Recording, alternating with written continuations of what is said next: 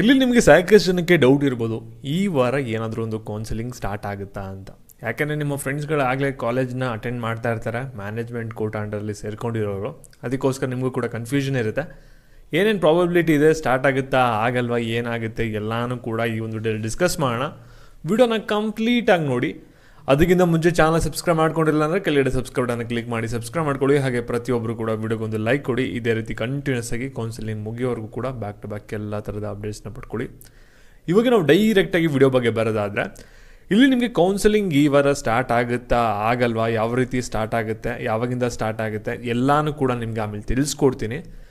ಮತ್ತು ಇಲ್ಲಿ ಸಾಕಷ್ಟು ಜನ ಕಮೆಂಟ್ಸ್ ಆಗ್ತಾ ಇರೋದು, ನಮಗೆ ಎಷ್ಟು ಜನ ಕೇಳ್ತೇ ಇರ, ಇಲ್ಲೊಂದು ಆಡಿ ನಂಬರ್ ತಪ್ಪಾಗಿದೆಯಲ್ಲ, ಇನ್ಕಮ್ ಸರ್ಟಿಫಿಕೇಟ್ ನಂಬರ್ ಎಲ್ಲ ತಪ್ಪಾಗಿದೆಯಲ್ಲ, ಇವಾಗ ನನಗೆ ಜನರಲ್ ಮೆರಿಟ್ ಬಂದಿದೆ, SNQ ಕೋಟಾಗೆ ನಾನ್ ಎಲಿಜಿಬಲ್ ಅಂತ ಬಂದಿದ್ದೀನಿ, ಇವಾಗ ನಾನು ಏನು ಮಾಡಬೇಕು ಅಂತ ಕೇಳ್ತೇ ಇರ. ಆ್ಯಕ್ಚುಲಿ ನಿಮಗೆ ಕಿಯೋರು ಯಾವುದೇ ಥರದ ಲಿಂಕ್ನ ಬಿಡಲ್ಲ ಎಡಿಟ್ ಮಾಡೋಕ್ಕೆ. ನೀವು ಏನು ಇವಾಗಲೇ ಡಾಟಾ ಬಂದಿದೆಯಲ್ಲ ಆ ಒಂದು ಬೇಸಿಸ್ ಮೇಲೆ ನೀವು ರಿಸರ್ವೇಷನ್ಗಳನ್ನ ಕ್ಲೈಮ್ ಮಾಡ್ಕೋಬೇಕಾಗುತ್ತೆ. ಮತ್ತು ಕನ್ನಡ ಮೀಡಿಯಮ್ ಮತ್ತು ರೂರಲ್ ಏನಿದೆಯಲ್ಲ ಅದ್ರ ಬಗ್ಗೆ ಕಿಯೋರು ನೋಟಿಫಿಕೇಷನ್ ಬಿಡ್ತೀವಿ ಅಂತ ಹೇಳಿದರೆ, ಆದರೆ ಇನ್ನೂ ಬಿಟ್ಟಿಲ್ಲ. ಅದಕ್ಕೆ ನೀವು ವೆಯ್ಟ್ ಮಾಡಬೇಕಾಗುತ್ತೆ. ಯಾರ್ಯಾರಿಗೆ ಕನ್ನಡ ಮೀಡಿಯಮ್ ಮತ್ತು ರೂರಲ್ ರಿಸರ್ವೇಷನ್ ಇದ್ದು ನಾನ್ ಕ್ಲೈಮ್ ಆಗಿದೆಯಲ್ಲ ಅವರಿಗೆ ವೆಯ್ಟ್ ಮಾಡಬೇಕಾಗುತ್ತೆ. ಇವಾಗ ನಿಮಗೆ ಕೌನ್ಸಿಲಿಂಗ್ ಬಗ್ಗೆ ಬರೋದಾದರೆ, ಇಲ್ಲಿ ನೀವೆಲ್ಲರೂ ಕೂಡ ನಿಮ್ಮ ಡಾಕ್ಯುಮೆಂಟ್ ವೆರಿಫಿಕೇಷನ್ಸು ಸ್ಟೇಟಸ್ನ ಚೆಕ್ ಮಾಡ್ಕೊಂಡ್ರಿ ಏನಾಗಿದೆ ಅನ್ನೋದು. ಅದರಲ್ಲಿ ನಿಮಗೆ ಕ್ಲಿಯರಾಗಿ ಗೊತ್ತಾಯಿತು ನಿಮ್ದು ಏನೇನು ರಿಸರ್ವೇಷನ್ ಕ್ಲೈಮ್ ಆಗಿದೆ, ಏನೇನು ಕ್ಲೈಮ್ ಆಗಿಲ್ಲ ಅಂತ. ಅಲ್ಲಿ ಸಾಕಷ್ಟು ಜನಕ್ಕೆ ಎರರ್ ಇರೋದು ಕನ್ನಡ ಮೀಡಿಯಮ್ ಮತ್ತು ರೂರಲ್ಲು. ಮಿಕ್ಕಿದವರು ಇನ್ಕಮ್ ಮತ್ತು ಕ್ಯಾಸ್ಟ್ ಸರ್ಟಿಫಿಕೇಟ್ನ ತಪ್ಪು ಕೊಟ್ಟು ಅದು ನಿಮ್ಮ ಕ್ಯಾಟಗರಿ ರಿಸರ್ವೇಷನ್ ಮತ್ತು SNQ ಕೂಡ ರಿಸರ್ವೇಷನ್ ನೀವೇ ಕಳ್ಕೊಂಡಿರೋದು.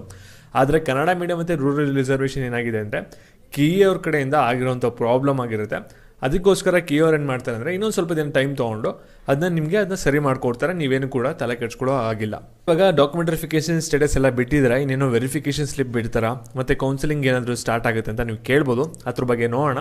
ಅದಕ್ಕಿಂತ ಮುಂಚೆ ಎಡಿಸ್ ಮಾಡಿ ಅಂತ ಸರ್ಚ್ ಮಾಡಿ, ಫಸ್ಟ್ ಲಿಂಕ್ ಮೇಲೆ ಕ್ಲಿಕ್ ಮಾಡಿ, ನಂತರ ಇಲ್ಲಿ ಬೈ ನೋ ಮೇಲೆ ಕ್ಲಿಕ್ ಮಾಡಿ. ಇಲ್ಲಿ KECT ಆಪ್ಷನ್ ಎಂಟ್ರಿ ಅಂತ ಇದೆ. ಈ ಒಂದು ಕೋರ್ಸ್ ಯಾರು ಪರ್ಚೇಸ್ ಮಾಡಿದರೆ ಇಲ್ಲಿ ಹೊಸ ಅಪ್ಡೇಟ್ ಬಂದಿರುತ್ತೆ, ಅದನ್ನು ಚೆಕ್ ಮಾಡಿ. ಫ್ಯೂಚರ್ ಅಪ್ಡೇಟ್ಸು ಕೂಡ ಇಲ್ಲಿ ಬರ್ತಾ ಇರುತ್ತೆ.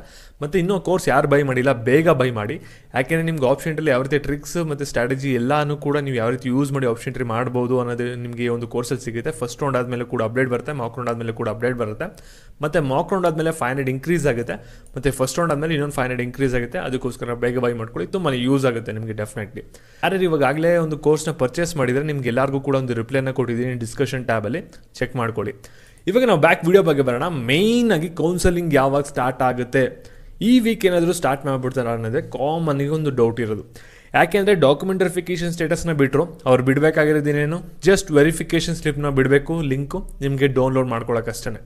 ಅದೇನಾದರೂ ಬಿಟ್ಬಿಡ್ತಾರಾ, ಕೌನ್ಸಿಲಿಂಗ್ ಸ್ಟಾರ್ಟ್ ಆಗಿಬಿಡುತ್ತಾ, ಈ ರೀತಿ ಕೇಳ್ತಾ ಇರೋ. ಆ್ಯಕ್ಚುಲಿ ನಿಮಗೆ ವೆರಿಫಿಕೇಷನ್ ಸ್ಲಿಪ್ ಜೊತೆ ಇನ್ನೂ 2-3 ಸ್ಟೆಪ್ಸು ಬಾಕಿ ಇದೆ. ಏನಂದರೆ ನೀಟ್ ಸ್ಟೂಡೆಂಟ್ಸ್ಗೆ ಅವರು ರಿಜಿಸ್ಟರ್ನ ಮಾಡ್ಕೋಬೇಕು. ಅವ್ರ ನೀಟ್ ಸ್ಟೂಡೆಂಟ್ಸು ಅವ್ರದ್ದು ನೀಟ್ ರೋಲ್ ನಂಬರ್ನ ಹಾಕೋಕ್ಕೆ ಅದಕ್ಕೊಂದು ಲಿಂಕ್ನ ಬಿಡಬೇಕಾಗತ್ತೆ, ಮತ್ತು ಒಂದು ಸೀಟ್ ಮ್ಯಾಟ್ರಿಕ್ಸ್ನ ಬಿಡಬೇಕಾಗತ್ತೆ, ಜೊತೆಗೆ ಫೀಸ್ ಸ್ಟ್ರಕ್ಚರ್ನ ಬಿಡಬೇಕಾಗುತ್ತೆ.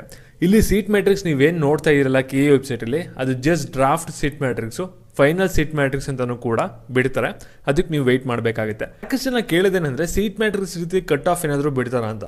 ನಿಜವಾಗ್ಲೂ ಕಟ್ ಆಫ್ ಏನೂ ಬಿಡೋಕೆ ಹೋಗಲ್ಲ. ನಿಮಗೆ ಕೌನ್ಸಿಲಿಂಗ್ ಸ್ಟಾರ್ಟ್ ಆಗಿಂತ ಮುಂಚೆ ಇಲ್ಲಿ ನಿಮಗೆ ಮಾಕ್ ರೌಂಡ್ ಆದಮೇಲೆ ಕಟ್ ಆಫ್ ರಿಲೀಸ್ ಆಗುತ್ತೆ.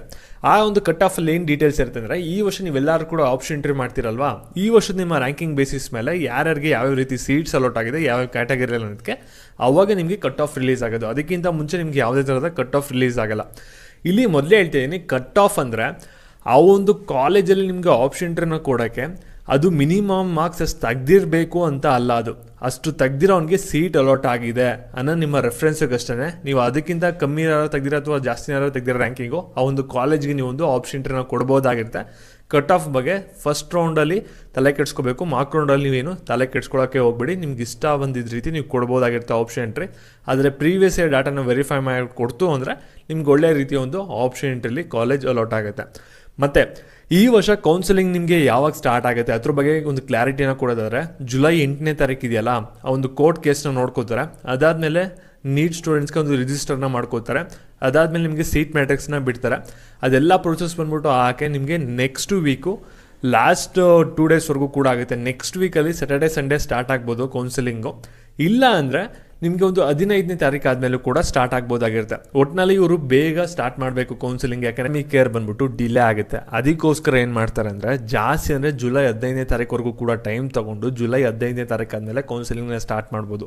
ಇಲ್ಲಾಂದರೆ ಕೋರ್ಟ್ ಕೇಸ್ ಎಲ್ಲ ಕೂಡ ಸಾರ್ಟ್ ಔಟ್ ಆಯಿತು ಅಂದರೆ ಜಸ್ಟ್ ನಿಮಗೆ ಜುಲೈ 8ನೇ ತಾರೀಕು ಆದಮೇಲೆ ಎಲ್ಲನೂ ಕೂಡ ಪ್ರೋಸೆಸ್ ಬೇಗ ಮಾಡಿ ನೆಕ್ಸ್ಟ್ 10ನೇ ತಾರೀಕಿಂದನೂ ಕೂಡ ಸ್ಟಾರ್ಟ್ ಮಾಡ್ಬೋದು. ಪ್ಯೂರ್ಲಿ ಕೀ ಯಾವ ರೀತಿ ಪ್ರೋಸೆಸ್ ಮಾಡುತ್ತೆ ಅದ್ರ ಮೇಲೆ ಡಿಪೆಂಡ್ ಆಗುತ್ತೆ. ಮತ್ತು ಮೇಯ್ನಾಗಿ ಕೇಳಿಸ್ಕೊಳ್ಳಿ, ಜುಲೈ 10ನೇ ತಾರೀಕು ಆದಮೇಲೆ ಎಲ್ಲರೂ ಕೂಡ ಕೀ ವೆಬ್ಸೈಟ್ನ ರೆಗ್ಯುಲರಾಗಿ ವಿಸಿಟ್ ಮಾಡ್ತಾ ಇರಿ, ಯಾಕೆಂದರೆ ಅಪ್ಡೇಟ್ಸ್ಗಳು ಬರ್ತಾನೆ ಇರುತ್ತೆ ದಿನನಿತ್ಯ, ಮತ್ತು ಫಾಸ್ಟಾಗಿ ಪ್ರೊಸೆಸ್ಗಳು ಹೋಗ್ತಾ ಇರುತ್ತೆ.